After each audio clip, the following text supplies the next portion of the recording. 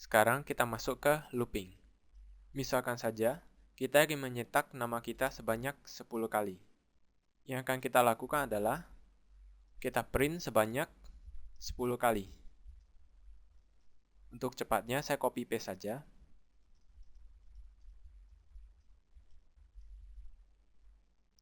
Kira-kira seperti ini. Saya jalankan, nama langsung muncul sebanyak 10 kali. Nah sekarang, bagaimana jika saya ingin mencetak sebanyak 100 kali? Jika kita tulis sendiri, pasti itu akan sangat lama. Karena itu, kita pakai yang namanya looping. Looping dalam Java ada 3, yaitu yang pertama for, yang kedua while, kemudian yang ketiga do while. Saya akan jelaskan mulai dari for dulu. Untuk format penulisan for, buka kurung, inisialisasi, titik koma, kondisi, titik koma, statement berulang. Kemudian diikuti dengan kurung kurawal.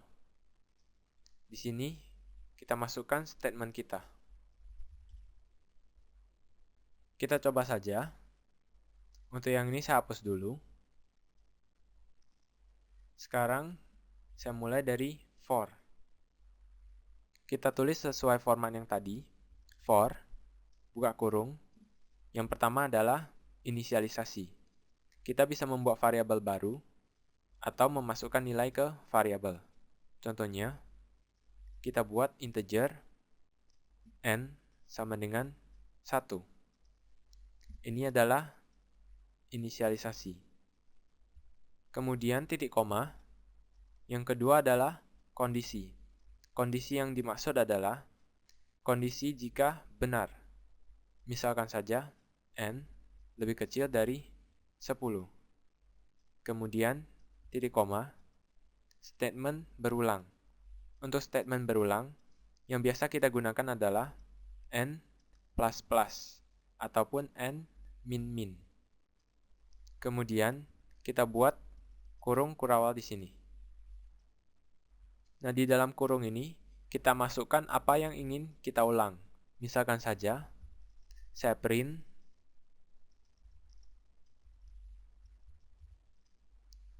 saya jalankan,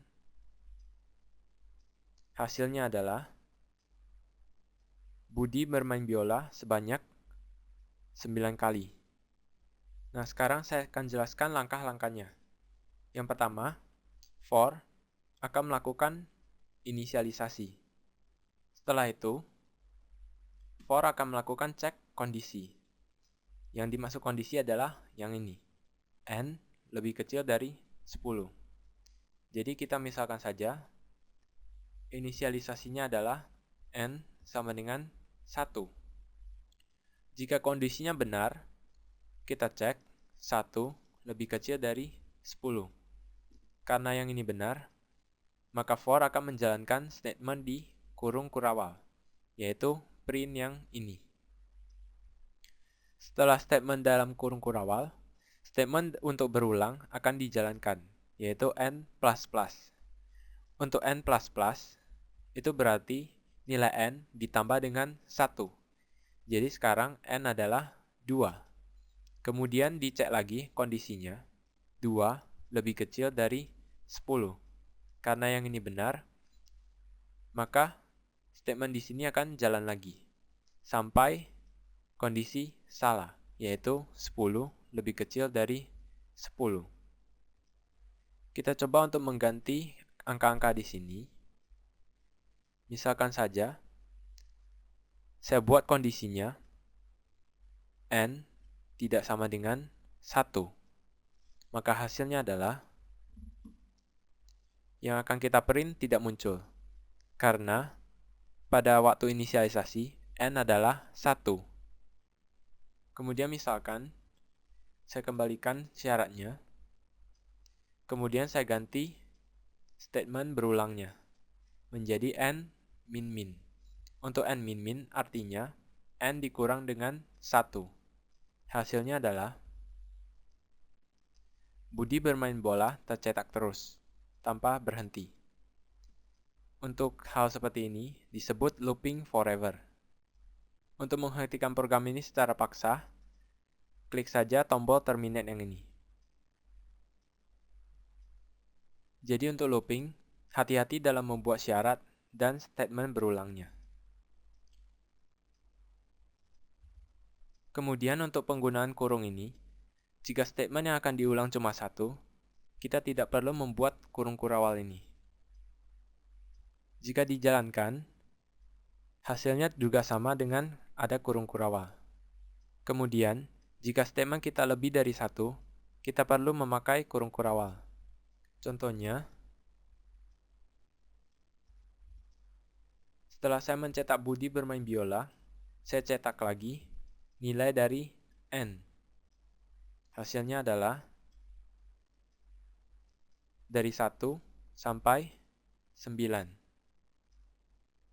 Kemudian, jika saya menyetak N di luar dari for, maka akan muncul garis merah di sini. Hal ini terjadi karena N cuma berlaku untuk kurung kurawal ini saja. Jika kita ingin mengambil nilai N, kita harus deklarasikan N ini di atas. Contohnya, integer N. Kemudian, diinisialisasi, kita buang integernya. Sekarang, N bisa dipakai di mana saja. Kemudian, jika kita lupa memberi kurung, seperti ini, maka yang terjadi adalah yang diulang hanya Budi bermain biola. Sama seperti yang tadi, jika kita tidak mendapatkan kurung, maka yang diulang adalah hanya baris pertama. Untuk baris selanjutnya, tidak diulang. Selain penambahan nilai, kita bisa menggantinya menjadi pengurangan nilai. Contohnya, N sama dengan 10, kemudian syaratnya N lebih besar dari 0, kemudian statement berulangnya N min-min. Hasilnya, Budi bermain biola akan tercetak sebanyak 10 kali. Kemudian nilai akhir dari N adalah 0. Sampai di sini untuk for. Sekarang kita masuk ke while. Struktur dari while lebih sederhana dari for. Untuk while, dia cuma memiliki kondisi. Untuk inisialisasi dan statement, kita bisa membuatnya sendiri sebelum atau sesudah while. Kemudian cara kerjanya, yang pertama cek kondisi. Jika kondisinya benar, statement akan dijalankan. Kemudian akan berulang terus sampai kondisi salah. Kita coba saja. Di sini saya buat while N lebih kecil dari 10. Kemudian di dalamnya saya print nilai dari N. Saya jalankan. Hasilnya adalah looping forever. Ini terjadi karena tidak ada statement berulang di sini. Jadi, kita harus selipkan statement berulang di dalam statement kurung kurawalnya. Saya buat N++. Kemudian, jika kita ingin inisialisasi, kita bisa membuat inisialisasi di atas dari while. Contohnya, N sama dengan 1. Hasilnya adalah N akan di-print mulai dari 1 sampai ke 9. Untuk yang lainnya masih sama dengan yang for. Kemudian untuk do while, cara kerjanya terbalik dengan while. Pertama, dia akan jalankan statement, kemudian cek kondisi. Akan berulang terus sampai kondisi salah. Kemudian untuk strukturnya, do, kurung kurawal, kemudian statement, tutup kurung kurawal, while, kemudian kondisi, kemudian diakhiri dengan titik koma. Untuk for dan while, tidak diakhiri dengan titik koma. Kita coba saja. Misalkan, saya buat N sama dengan 1. Kemudian, do while. Untuk kondisinya, N lebih kecil dari 0. Di sini saya cetak nilai dari n. Kemudian, statement berulang saya kasih n++. Hasilnya, n akan tercetak sebanyak 1 kali. Kemudian, pada saat kondisinya dicek, karena n kemudian di plus, jadi n sama dengan 2, lebih kecil dari 0, itu salah, maka dia akan keluar langsung dari do while ini. Kemudian, untuk pemakaian for, while, sama do while, itu tidak dibatasi. Jadi, kita bebas memilih apa yang akan kita pakai. Oke, sampai di sini saja materi kita untuk video tutorial ini. Terima kasih dan sampai jumpa.